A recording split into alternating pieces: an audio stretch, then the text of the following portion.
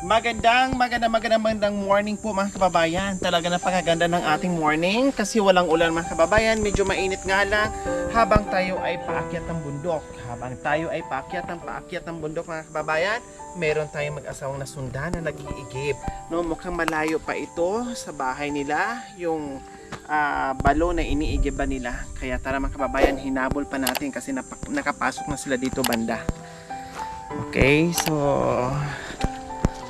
ayan na sila. Hello!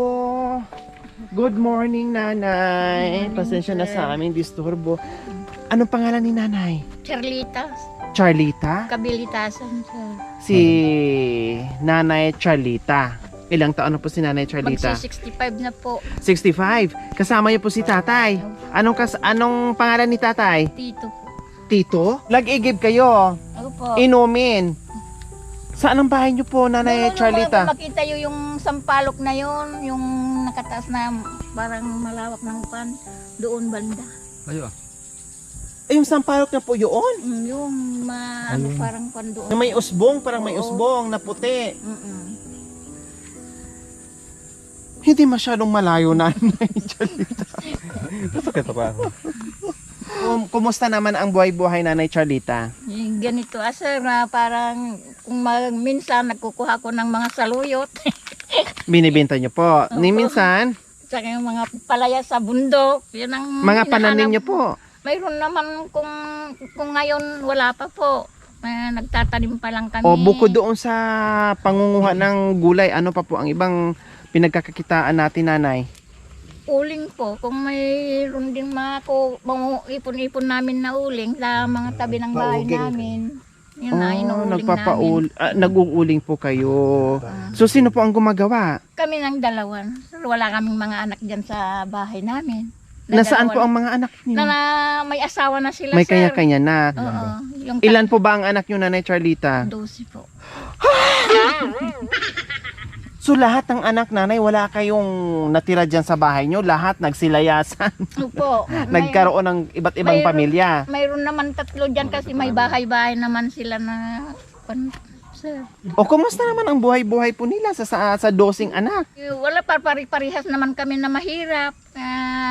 Kung wala mag-upa na magtrabaho ganon. Puro lang din parehas ang buhay. Oo. Nasa bukid din parang ganon. O hindi naman kayo naging mayaman sa pera. Naging mayaman naman kayo sa anak. No, kailang kulang pa yung bayan, no? Minsan, nakakatuwa na marami kang anak kasi masaya. Kahit mahirap, masaya, nagtutulungan. Pero yung mga anak ka ng marami, like 10, 12, tapos yung mga pari-parehas na din ang buhay. Para bang yung buhay ng mga magulang, kung ano yung nagisnan mo, no, and then nag-asawa ka, nagkaroon din ng pamilya, din ganoon din kadami, tapos ganoon din yung pamumuhay, parang wala nang nabago, no, parang yun na lang yung nagiging cycle. Kaya ngayon sa mga bagong henerasyon, no, wag nating gayahin dati yung ating mga lulo o lola, nanay o tatay na okay lang maraming anak kasi ibang henerasyon yon. Ngayon kasi sobrang hirap na pag nagkaroon ka ng anak na ganon kadami. Unang-una, hindi mo kayang pakainin, magugutom ang mga bata. Iiyakan ka, wala kang pangbili ng pagkain. Pangalawa, yung paaralin mo sila. Hindi makapag-aral. Kasi paano sila makapag-aral, makapagtapos ng kolehiyo? Doon pa lang sa high school, mahihirapan ka na kasi sabay-sabay silang, sunod-sunod silang pumapasok o nag-aaral. Kaya mahirap po talaga. And then, ang mangyari dyan, yung iba, dahil sa sobrang hirap, hindi na kayanan magpaaral ng mga magulang, so magtatrabaho na lang. Or, sabihin ng ibang anak, ang hirap naman ng buhay, mag-asawa na lang ako. Kasi akala nila, doon sila makaiwas sa kahirapan, pero mas lalo pa pala silang maghirap dahil magkakaroon sila ng malaking obligasyon at malaking pamilya. So ayun po, kaya sa bagong mga henerasyon ngayon, no, please limitahan ang paggawa ng anak pagpadami kasi mahirap ang buhay at kawawa yung mga anak natin. Tama po ba, Nanay? Po. Oh, di ba? Tapos yung mga anak namin, Kumusta pala? Bakit hindi nakapagtapos, Nanay? ang hirap ng buhay, ma'am. Kaya hindi nakapagtapos hanggang grade 9 lang yung isa. Nakita ko kasi si tatay kanina, nakita ko kasi kayo, napansin ko kaagad si tatay may daladalang tungkod. Tapos may bit-bit na Tubig. tubig. Parang paika-ika si tatay. May sakit po kayo? Mayroon yung Nanti papong ko. yung pa. Anong nangyari po? Nung nag-uling pa kami nung malakas pa Naguging sa kami kanya, nadaganan ng kahoy. Nadalapos ti kayo. Oh, kaya pala parang paika-ika kayo maglakad dahil nadaganan kayo ng kahoy. Pagputol nyo, kayo mismo ang tinamaan, ganon? Oh. Naipit po yung paa nyo, tatay. Opo, sir. Ma'am. Tapos, hindi nyo na napahilot. Napahilot naman, ma'am, pa kaya lang hindi naman naisuli yung kwan niya. Aywan, ang dami naman naming pinuntahan na manghihilot. Wala naman. So matagal na pong ganyan si tatay. Matagal Mga ilang na po. taon na? Mga 18 years na po. Tagal na panahon. No. O kumusta naman po? Mukhang may dala-dala kayong ulam. Ano po yan? Mga isaw-isaw po dyan. Yun na po yung tanghalian nyo.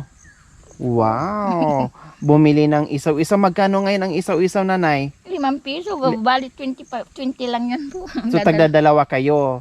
Sige. Napakaganda talaga at napaka-timing ng aming pagliko. At kayo kaagad ang bumungad sa aming paningin dahil sa umagang ito, meron kaming surprise sa inyo. O, di ba? Thank you, sir. Oh. Pasok mga Ruhilyos!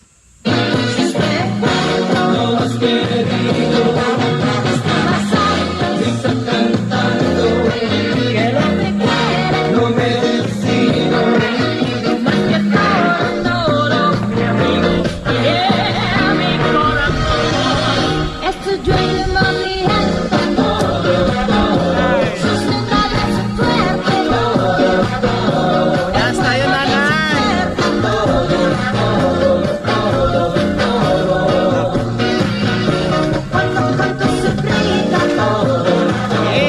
Nanay, meron kayong surprise sa amin. Ano yan mga Ruhilyos? Nanay, tatay, may isang sakong bigas na po kayo. At hindi lang po yan, meron po kayong assorted groceries. Ayan. At isang train itlog po, nanay at tatay, para po sa inyo. Thank you, Wow. ma'am, sir. Oh. Yan, hindi lang groceries, hindi lang itlog, hindi lang bigas, kundi meron ka pang cash. Thank you. Oh.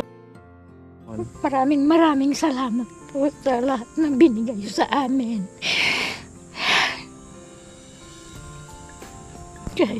Kahit ito lang buhay namin, mayroon kayong nagbigay. Ayan, walang anuman po. Kaya maraming salamat po mga kababayan. Meron na naman tayong napatawa, napaiyak, napahagulhol sa tuwa na binibigay natin. Bawat paglalakbay natin na meron tayong nakikitang katulad nila. Maraming salamat po talaga sa inyo, sa ating mga sponsors, subscribers, followers, YouTube members, viewers, commentator. Lahat po kayo. Maraming salamat po sa walang sawang pagsubaybay, panunood without skipping ads, pagsuporta, no? Salamat, no? Kung hindi po dahil sa inyo ay hindi natin to mapalawak palalo yung ating munting adhikain. Maraming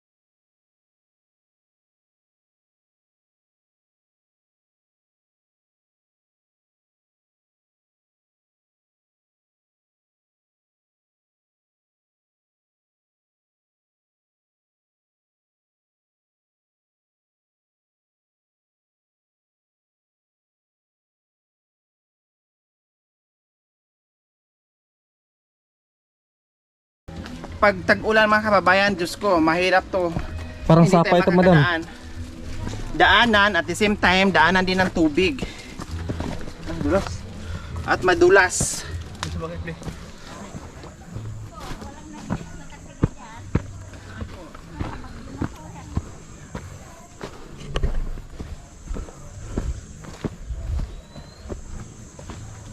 Yan na po. Oh my God.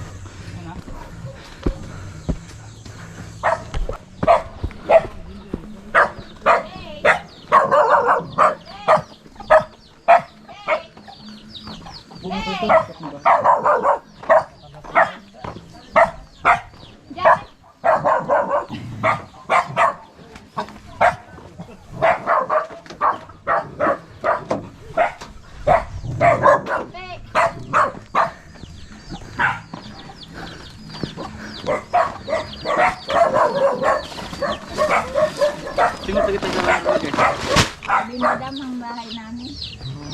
Malayo.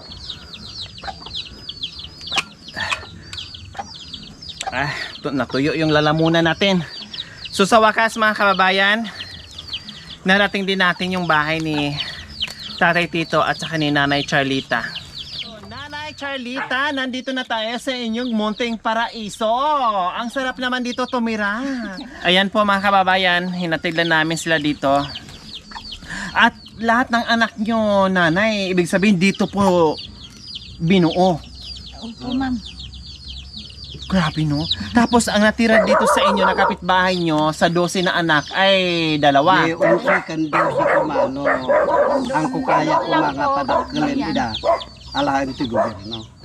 Yan ako. Kunin daw ng gobyerno sana yung Ay paano po nanay? yung 12 na anak namin nung nagpa-restro kami. Sabi nila pa-restro kukunin. kami, di Bakit restro. kaya nyo bang buhayin to? Sabi niya. Opo. Sabi niya Tapos naman, sabi naman to, opo. Sabi niya kung hindi nyo kaya, ibibigay nyo sa amin yung dalawa. binigay yung dalawa. Hindi po. Hindi. So ibig sabihin, sabi ng gobyerno, pag hindi kaya, kukunin nila yung dalawa. Opo. Baka hindi kayang buhayin. Pero, nakayanan ni Tatay Tito. Kaya mo. Ay natural, nakayanan mo yung ginawa yung 12. Ah, Buhayin pa kaya na hindi kakayanin, di ba? O panindigan na, nandiyan na yan eh.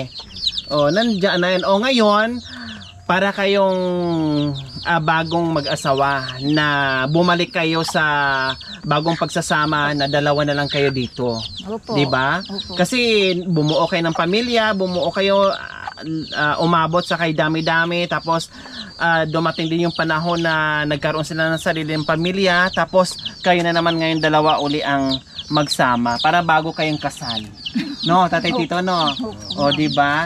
Na wala pang anak. Kaya, Tatay Tito, baka pwede pa pong bumuo ng 12 uli. Natawa sila. Total, nandito pa rin kayo sa kabundukan, malamig pa rin dito sa gabi, di ba? Sobrang lamig to sa gabi, no? Opo, ma'am. Oh. So anong ginagawa ngayon ni Tatay sa gabi pag sobrang lamig?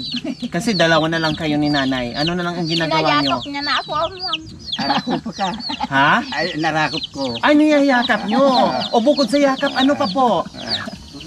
Ano pa bukod sa yakap? Wala nang kape? Yakap na lang? Wala kasamang kape?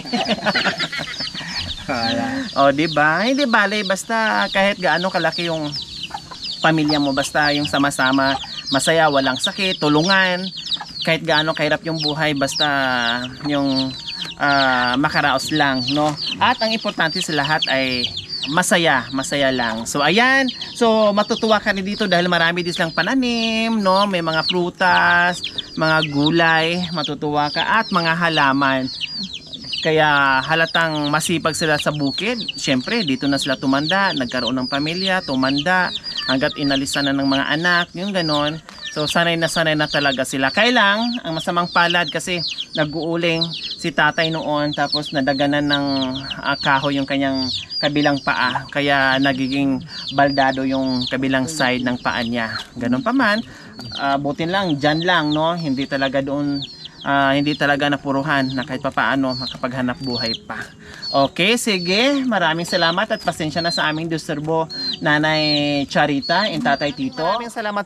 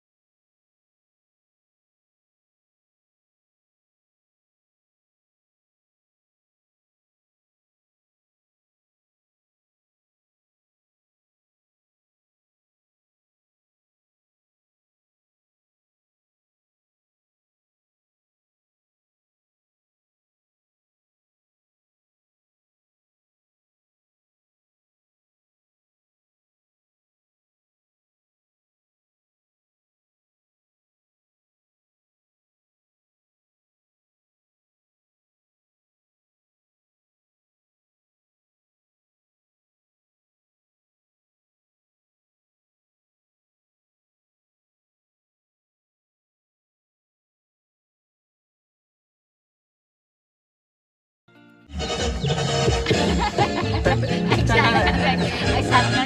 Tatatay.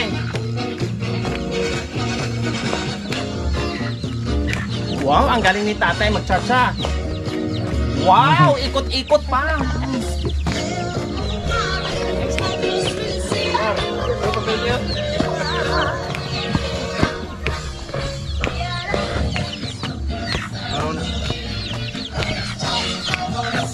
Yehey! Baili sa tanan! Tibuok kalibutan! Bata, tigulang! Chat sa tanan! O, yan!